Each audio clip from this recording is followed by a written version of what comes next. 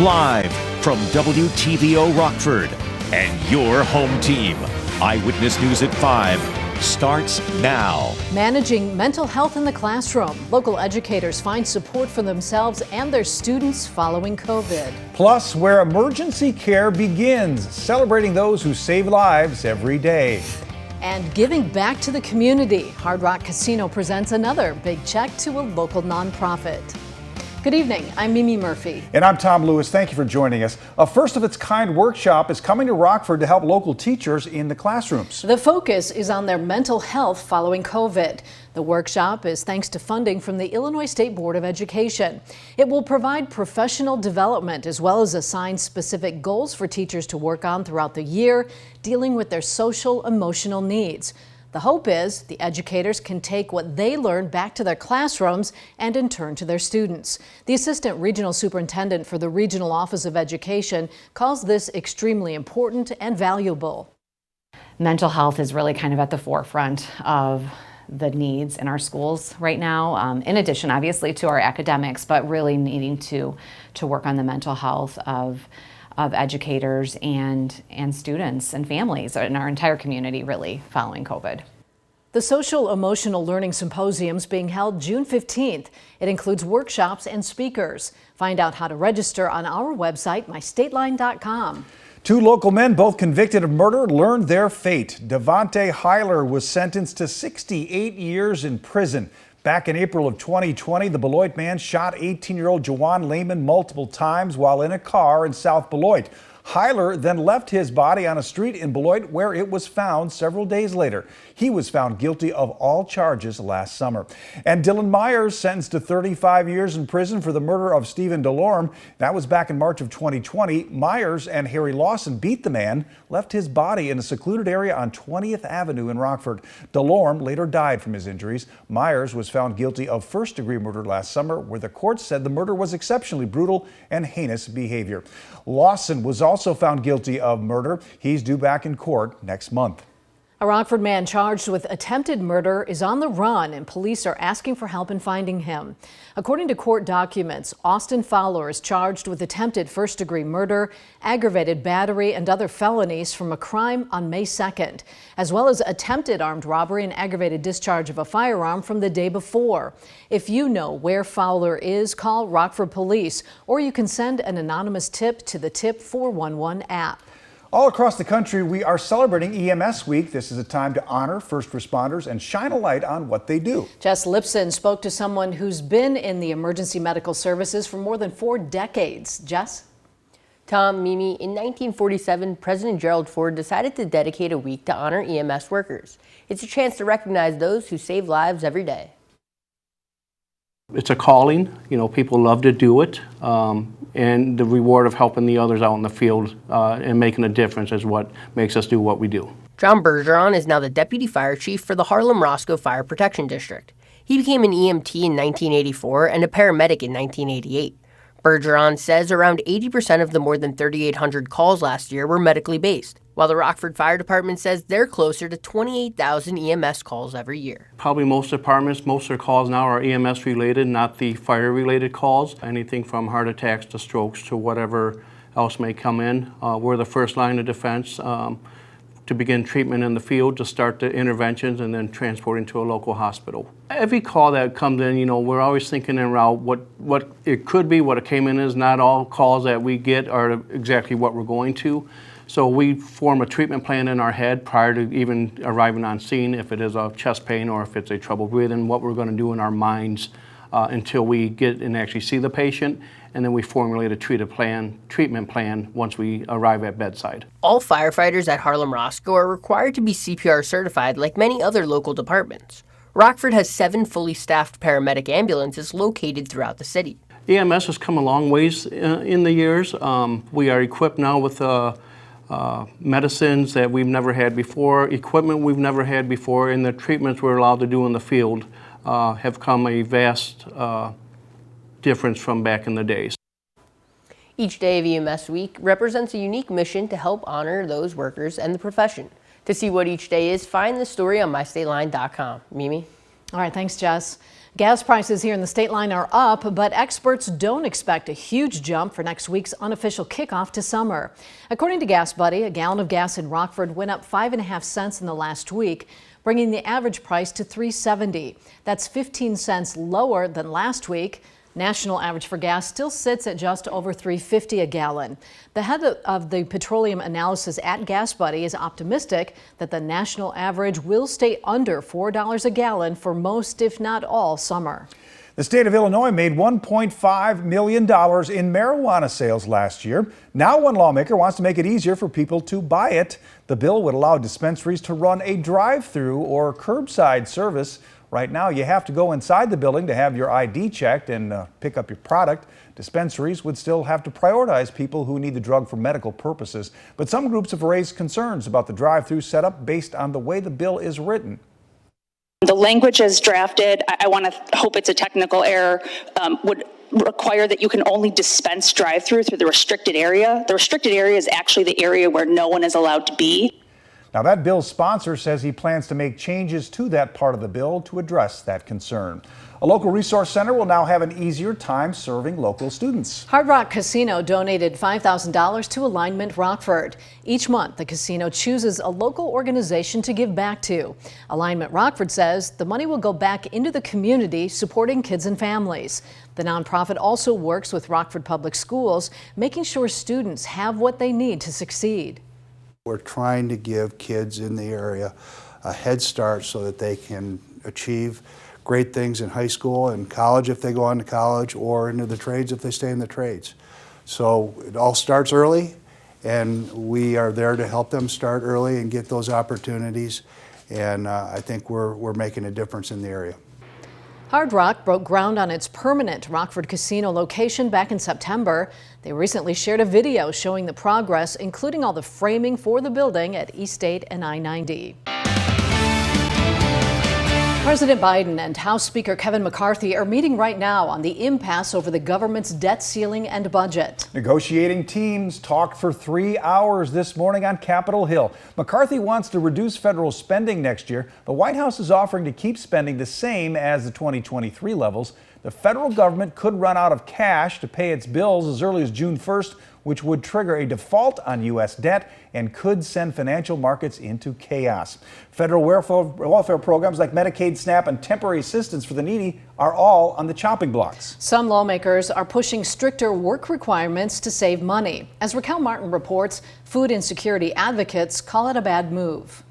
I think it's going to have a big impact on our food program. Allison Miles Leak works with a nonprofit caring for Washington, D.C.'s most vulnerable residents.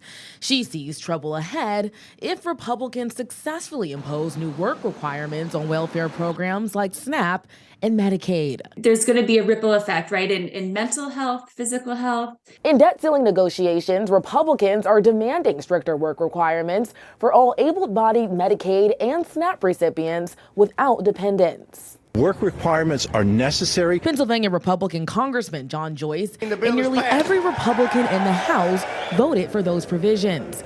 The Congressional Budget Office estimates the changes would save taxpayers tens of billions of dollars over the next decade. And make sure that our debts are paid. But Ed Bolin, with the Center on Budget and Policy Priorities, says penalizing the poor is not the right solution. There are other places to look. He says studies show work requirements simply don't work. They do not increase work. There's no uptake in employment, and there's usually no or very, very small changes in earning. They're going to cut people off benefits that do not have the ability to work. The Congressional Black Caucus says the effort will expand racial and gender disparities. But Republicans say they won't accept a deal without the work requirement changes. In Washington, Raquel Martin.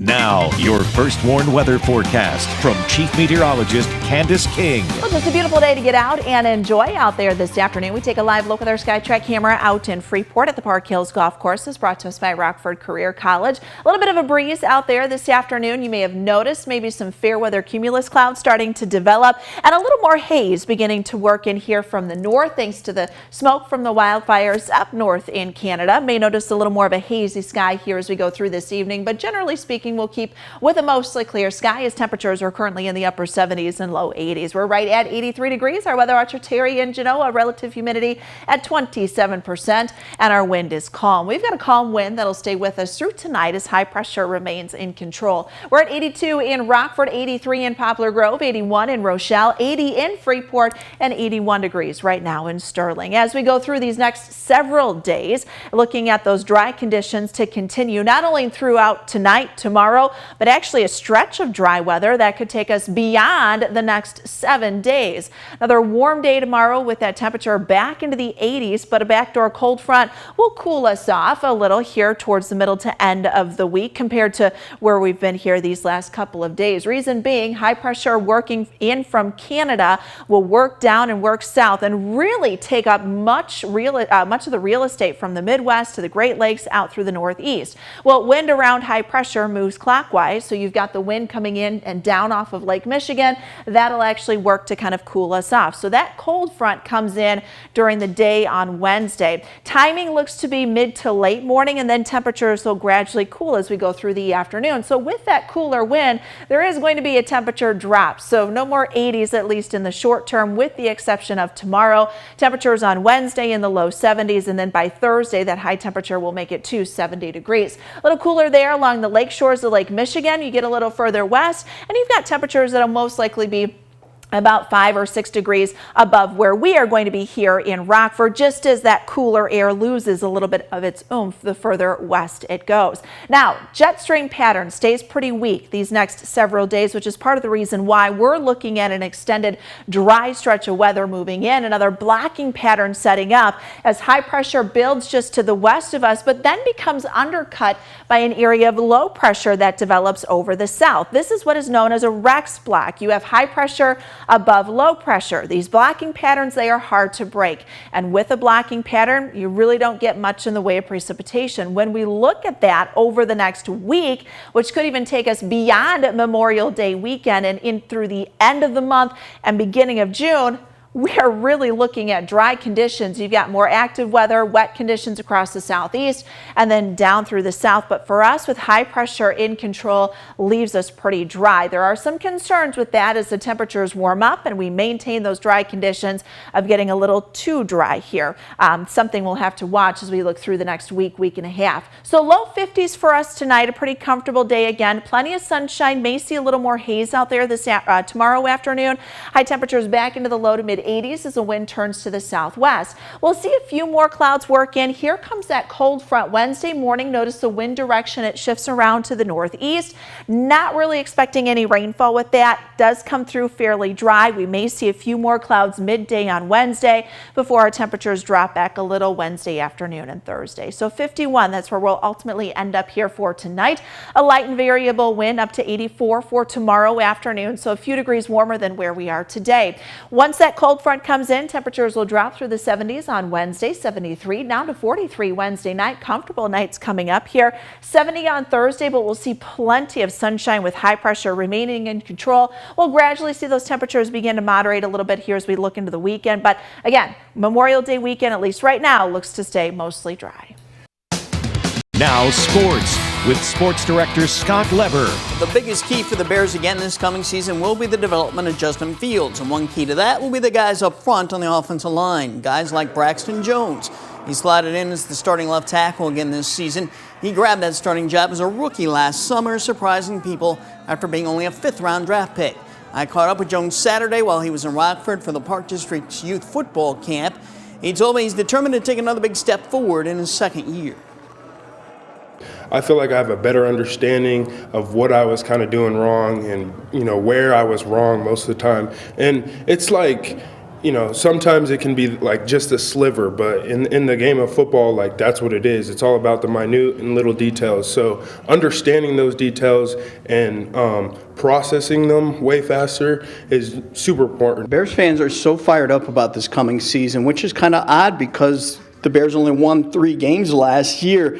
But do you kind of sense that the optimism in the fan base right now over the direction the franchise is headed right now. Oh, 100%. I think everybody in the building is, being super optimistic about the season, and, we just have a different feeling in the locker room. And what Justin did last year, I think, really has people fired up. How optimistic are you guys on the team about the upside of Justin and what the offense can do with him running the show? Oh, yeah. I think, a big thing for him is just, getting him a little bit more time, a little bit more protection. And I think even for me, a big part of that is giving him just the slightest bit more time, and he'll just make anything with it. He's a playmaker. Jones and the Bears reported at Hallis Hall today for one of their off-season OTAs. Well, starting next season, NFL teams will be allowed to designate a third quarterback as an emergency quarterback on game days without having to give up one of their active roster spots. The NFL is making that change in response to what happened with the 49ers in the NFC Championship game last season when they ran out of healthy quarterbacks because of injuries. Well, temperatures for us climbing into the 80s once again for tomorrow. Our first warn interactive radar, that stays pretty dry here for not only the next couple of days, but that actually could take us straight through the weekend. High temperatures tomorrow right around 84 after we drop off to around 51 for tonight. You may notice a little haze out there again here this evening. 73 on Wednesday. Backdoor cold front comes through as we head towards Wednesday afternoon. That'll cool our temperatures off just a bit. 70 on Thursday, 75 once we get into Friday, but we'll see those temperatures warm again as we go into the weekend. Have to say hello to all the students there, the third grade class out at Whitehead Elementary School. Miss Jessica Bloom's class, we talked all about weather and high pressure, guys. It'll stay with us this week. All right, thanks, Candace. Have a great night, everybody.